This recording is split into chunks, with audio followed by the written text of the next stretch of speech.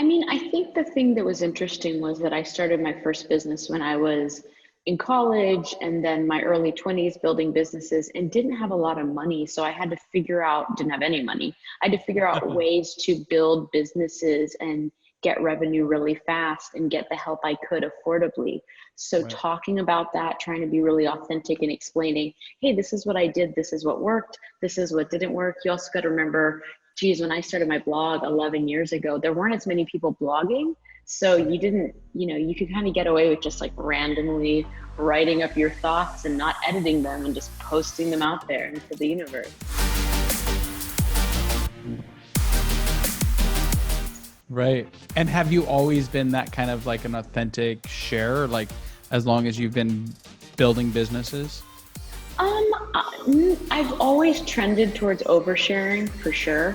I would say when I haven't and when I've tried to be more kind of PR-y, it has not worked as well. I think some of the biggest failures I've had have usually had to do with me keeping things in and not feeling like I could or should share Right. and trying to fix everything in my own head versus just asking for help or being like, hey, I'm really afraid about this. So now I kind of embrace that radical transparency.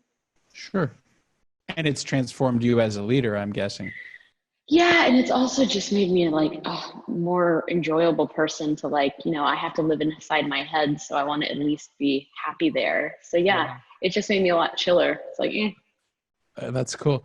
So talk about like, what are the biggest challenges that you've overcome or helped clients overcome when it comes to running virtual teams? I want to be clear. Your ninja skill is how many businesses you kind of reached into and then helped them outsource some portion of their business. So that's like you're LeBron on the court and you're doing something that's cool. So what are some of the tricks or tips or things that you've helped people overcome to have success with virtual assistants?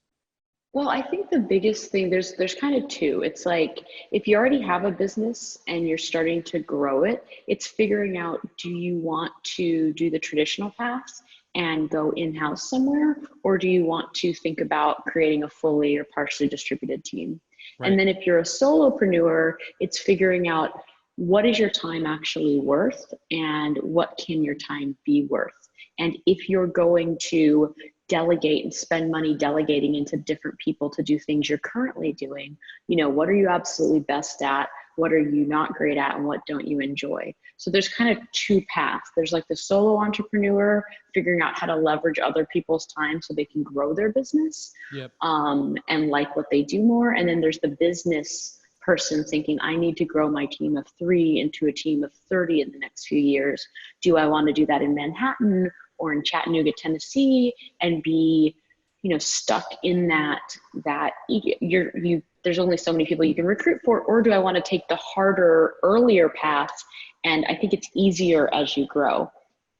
What are some of the like benefits of having virtual assistants and having like a dispersed team? Like from your perspective, what have you seen? Because how many people have Yeah. you actually helped do this? Are you talking thousands, tens of thousands? Like what do you, as you've gone, what you're like 10, 15 years into this, what's been your experience and how many people have you helped do this?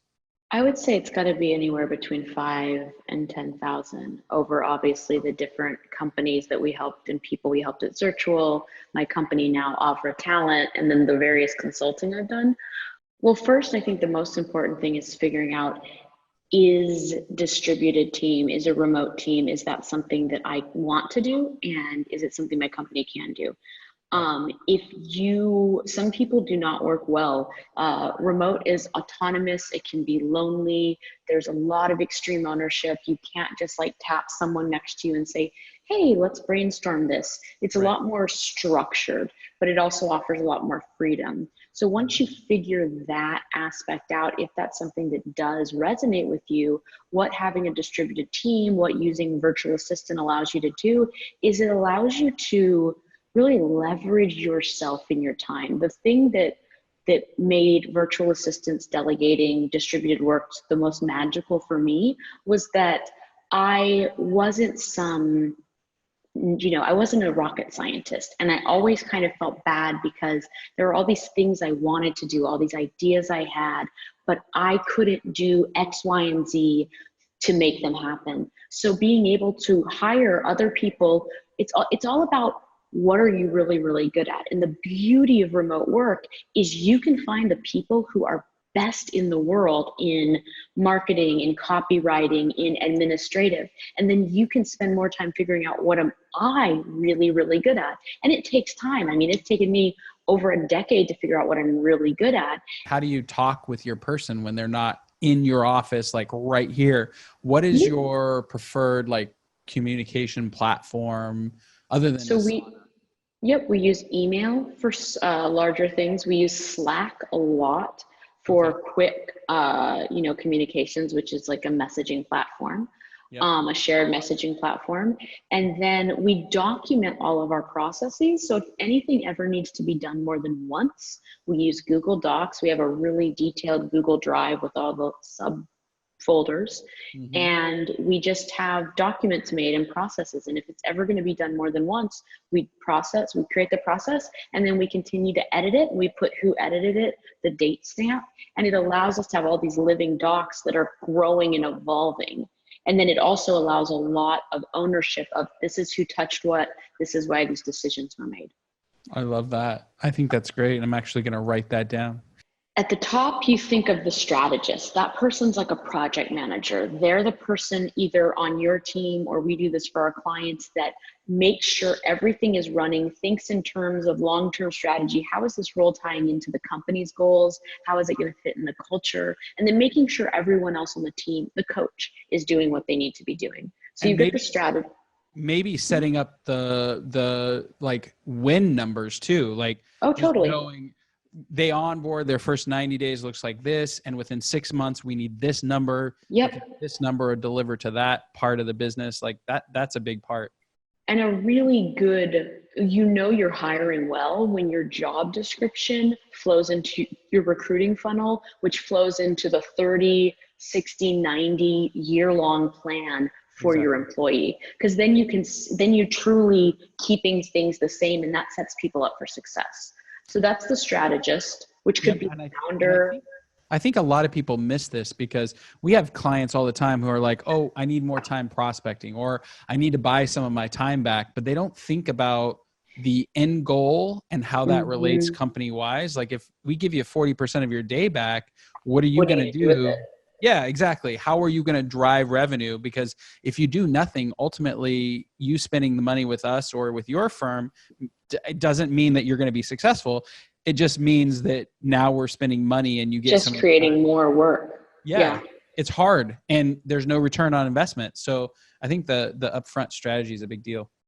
Yep. So strategist in a team, a strategist could be the founder. They could be your admin. They could be someone who's organized, who can manage the project and who can go into the weeds, but also go high level and think of the goals and how onboarding is going to work, that stuff. So there's strategists. Then there's the domain expert.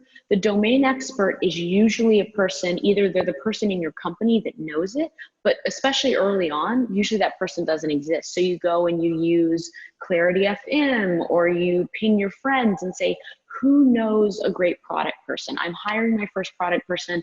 I'm going to pay for 2 hours of their time to walk me through what great looks like, because excellence knows excellence.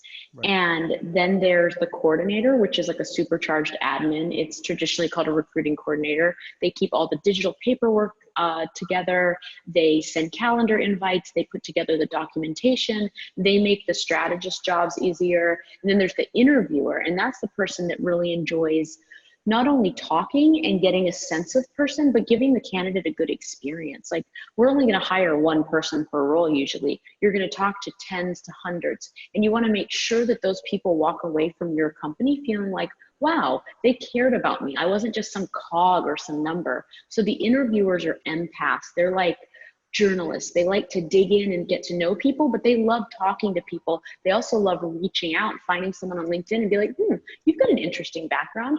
Don't know if you're employed or not, but like this might be an interesting opportunity. And then the last one is our sourcers. And that's a dedicated team of research assistants who put together Boolean searches and find profiles that look like this could potentially be interesting for this role. And then the interviewers reach out to them in an authentic manner, no like hard selling, and say, is this interesting? Do you know anyone it would be interesting? And just starts to have a conversation. Yeah. And you're like, hey, money solves all problems. Yeah, the world is transforming. Maren, thanks for your time today. You've been amazing. Absolutely. Thank you. We had Maren Kate on, the founder of Avra, a new talent sourcing solution where they have a 5-discipline approach to finding top talent. Again, thanks for your time today, and we loved having you on the show.